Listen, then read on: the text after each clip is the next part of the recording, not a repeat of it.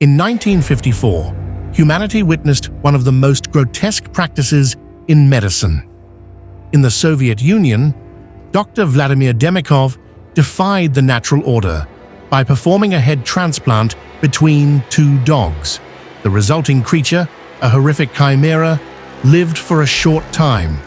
But in those brief moments of agony, it testified to the horrors unleashed when science steps beyond the limits of morality. Years later, the United States replicated these experiments, this time with primates, plunging the world into an unsettling silence, while the echoes of these acts faded beneath layers of denial and oblivion. Welcome to Shrouded Mysteries, where we uncover the most disturbing and enigmatic stories from around the world. Tonight, we delve into a dark medical experiment that crosses the boundaries of ethics and humanity. A forbidden project, silenced for decades, yet it still lurks in the shadows. A gruesome endeavor whose echoes continue to haunt the nightmares of those who dare to seek the truth. Join us as we uncover the secrets of the head transplant experiment. Today, the forbidden science has found its home in the East. In China, neurosurgeon Dr. Xiaoping Ren has revived the experiments, achieving a chilling milestone in the pursuit of the unthinkable. In 2018, Dr. Ren and his team performed the world's first successful head transplant between cadavers. The operation took place in Harbin, a city in the northeastern part of China, and was conducted under the secrecy of a government-backed research facility. For years, the world was unaware of the disturbing progress being made behind closed doors. Dr. Ren, who has worked in the field of neurosurgery for decades, had secretly collaborated with a team of researchers to push the boundaries of medical science. The 2018 procedure, involving 2 human cadavers, was an unprecedented step in the direction of head transplantation. Though the transplant was only performed between 2 deceased individuals, it marked a new era in the history of experimental surgeries. But this is just the beginning. In the darkest corners of the internet, rumors circulate about a much more sinister next step.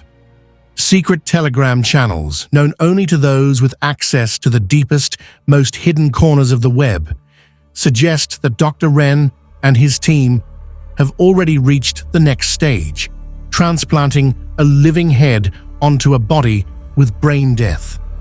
This operation, as terrifying as it sounds, could mark a new frontier in the fusion of life and death.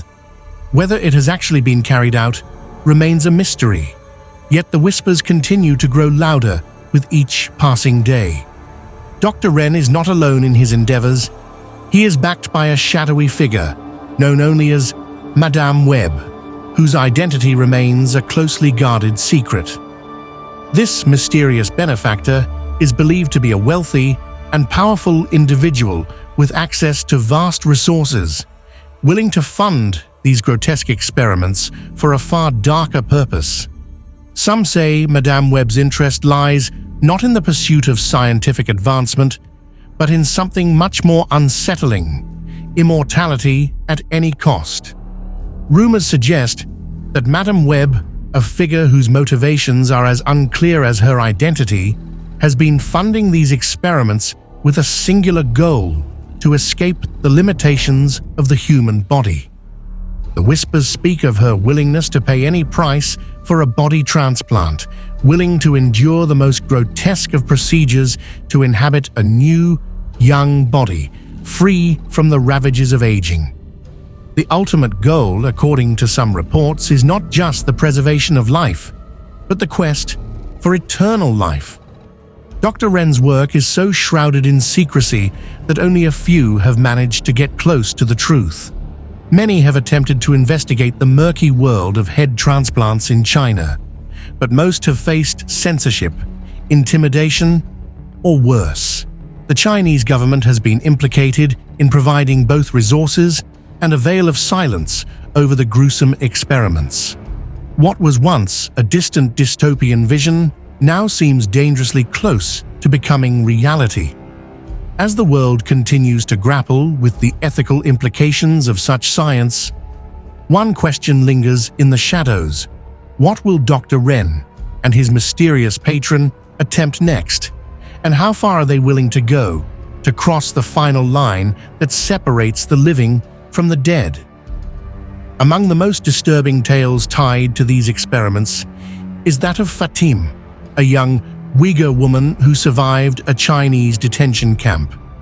Her story surfaced only through underground channels, but before it was silenced by the Chinese government, Fatim gave a chilling interview to an independent journalist named Mei Li, who had been working with human rights organizations to document the atrocities in Xinjiang. The interview took place in 2019, after Fatim was released from the camp under questionable circumstances. The journalist managed to contact her after she had fled to a neighboring country, where she found temporary refuge. Fatim's account of what she witnessed inside the detention camps was so horrific that even Mei Li struggled to believe it at first. Fatim described a life marked by suffering, abuse, and exploitation in the camps, where detainees, especially the Uyghurs, were subjected to forced labor, torture, and medical experimentation. The moment that haunted Fatim the most, however, was a gruesome discovery she made one night while working in the morgue. A body wrapped in blankets was brought to her, and she was told it was the remains of a small child who had died. But when Fatim removed the blanket, she was met with a grotesque sight. The head of her own father had been sewn onto the body of a stranger. She described how her father's eyes were wide open, staring at her with an expression of pain and confusion. But the body beneath the head wasn't his. It was small, with smooth skin that didn't match her father's complexion. There were no tattoos, distinct marks that Fatim knew her father had, and there was an odd scar at the neck, evidence of a crude surgical procedure. Fatim was horrified, and yet, as she tried to process what she had seen, she was overwhelmed by the realization that no one would believe her. She confided to Mei Li that when she asked about the origins of the body, she was quickly shut down by the guards, who told her not to question things. If she spoke out, she would be labeled as insane, paranoid, or delusional. They had seen enough whistleblowers like her get silenced with accusations of mental instability or worse. Fatim admitted that she feared for her life. She was well aware of the risks that came with speaking the truth about what happened in those camps. The government's grip on information was so strong, and their ability to manipulate the narrative so effective, that even the most shocking stories could easily be discredited. If she dared to speak up, Fatim knew she would be branded a liar or mentally unstable, and no one would believe her. No one would care about the horrors she had witnessed. This deep fear drove Fatim to remain silent about the full extent of what she had seen until her release. However, after a time in hiding, and with the safety of distance from the authorities, she felt compelled to speak out. It was during this brief window of freedom that Mei Li managed to reach her, and Fatim agreed to share her testimony. Unfortunately, her story didn't last long on the internet before it was buried by the ever-watchful eyes of the Chinese government. Fatim's story, though chilling, aligns with many of the allegations of forced experimentation on Uyghur detainees. Numerous reports have surfaced over the years, including leaks from whistleblowers and former detainees, alleging that the Chinese government has been conducting inhumane experiments on prisoners, including forced organ harvesting and medical testing. The combination of secrecy, oppressive censorship, and mass surveillance in the region has ensured that many of these tales remain unverified and buried beneath layers of government control. In the forums where Fatim's story was briefly discussed, people who had heard of similar occurrences shared their suspicions that the government may have been involved in unethical medical experimentation, possibly related to the head transplant experiments linked to Dr. Xiaoping Ren, as these grotesque practices were rumored to have been performed on both living and deceased detainees. Fatim's testimony was one of the few that managed to escape the bounds of censorship before disappearing entirely from public view.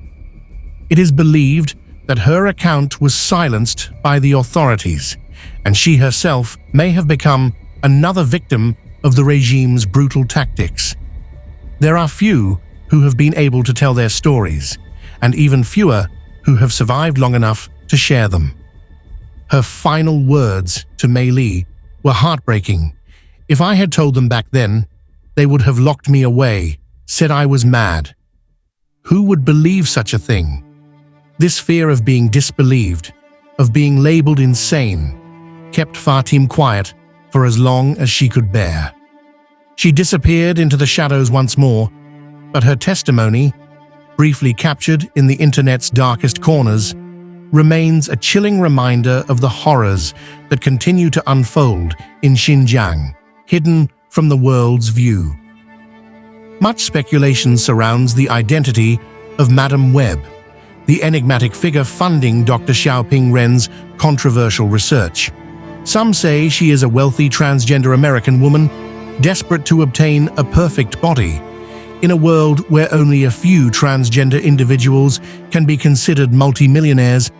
Some have speculated that Madame Webb might be a person like Caitlyn Jenner, a well-known figure in the transgender community with substantial wealth. Despite her fame and fortune, there remains an unsettling truth. No amount of surgeries, hormones, or medical procedures can provide her with the sense of completeness that many transgender women seek. The nagging feeling that they are still not real women, despite having transformed their bodies, is a recurring theme in the world of gender dysphoria. These personal battles over identity, despite all the wealth and medical advancements, could fuel a relentless desire for a truly perfect body, one free from the limitations that come with being born into the wrong sex. Some whispers claim that Madame Webb has become obsessed with the idea of inhabiting a biological woman's body, a transformation that could only be achieved through the most extreme of medical procedures. But the stakes have grown much higher in this twisted pursuit of fulfillment. Madame Webb is reportedly willing to pay any price, no matter how high, to fund the experiments conducted by Dr. Ren. Experiments that aim for the unthinkable: head transplants, brain transplants, and the promise of immortality. In the shadowy world of unchecked ambition, Madame Webb's name resonates with both fear and fascination. The search for a new form of life, one that defies the natural order, has driven her to align herself with Dr. Ren's head transplant projects. No matter the moral or ethical boundaries they may cross, the question remains: how far is she willing to go in her pursuit of immortality? If the rumors are to be believed, Madame Webb would not hesitate to sacrifice anything or anyone to achieve her dream of bodily perfection and eternal life. The few journalists who have dared to uncover the secrets behind Madame Webb's funding have paid the ultimate price. Chinese journalist Sum Lim, who was investigating the connections between the Chinese detention camps and Dr. Ren's experiments, was found dead in police custody in 2023 under suspicious circumstances. Before his untimely disappearance, Sum Lim had uncovered a chilling truth. Fatim was not the only prisoner subjected to these horrifying experiments. There were others, many others, whose stories were never told, their voices lost in the shadows of a government that has perfected the art of erasing inconvenient truths. Lim's investigations had led him to sources within the camps, individuals who had quietly witnessed the brutal consequences of Dr. Ren's head transplants.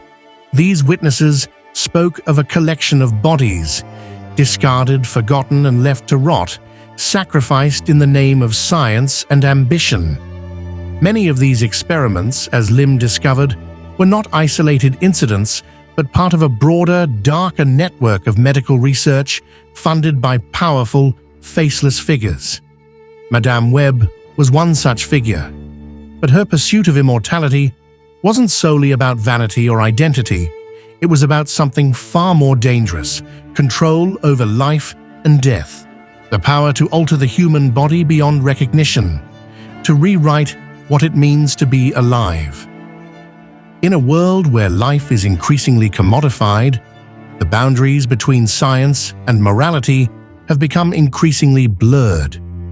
The motivations behind Madame Webb's funding are rooted in a much deeper need for control, a need to transcend the limitations of the human form. No longer content with simply living, Madame Webb seeks to conquer death itself. But where will it end?